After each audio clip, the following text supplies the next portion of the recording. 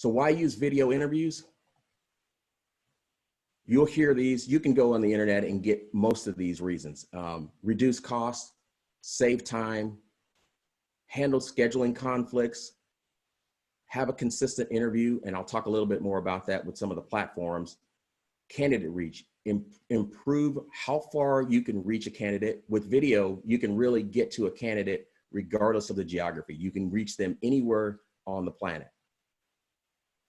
So here's a long list of some of the benefits. I'm not going to read this list to you, but the biggest benefit here is to keep your recruiting process moving forward when there is a crisis, a travel restriction, or something like social distancing, which we're dealing with now. You are going to save money. You are going to save time.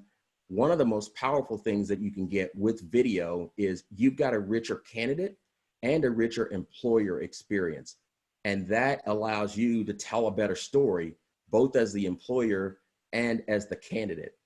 It also gives you a chance to create consistency and standardize the questions and the candidate experience once you implement this into your process. This also allows you to, you're only going to bring on site the right candidates for the right role because you've already had a chance to do more than just a phone screen and talk to a candidate. You've had a chance to interact with them over video, over chat. You could use whiteboard functionality with some of the tools that are out there. And so this gives you a chance to bring the right people on site, therefore reducing the number of people that you've got to have travel and come to your site. So there are pros and cons to virtual and video interviews. I've tried to narrow this down because there's a list of things that you will see as pros and cons. The top two pros, in my opinion, and a lot of other people have different opinions.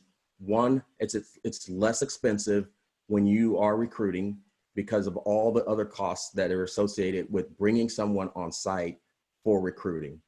You also save time and really handle that scheduling issue between the interviewer, the candidate, the hiring manager. Probably the two biggest cons, in my opinion, are the bandwidth and connectivity issues. Not everyone has access to high-speed internet. They may not know how to do the connections. They may be new to it. They may be technology averse. Those are things that can be overcome with instruction and coaching and training.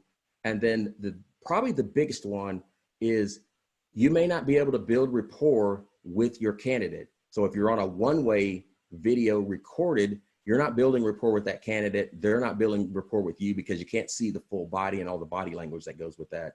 The other is not everybody's great at remote communication. And so there's practice that can happen, but you can get much better at these. But those are two of the biggest things that you would want to consider.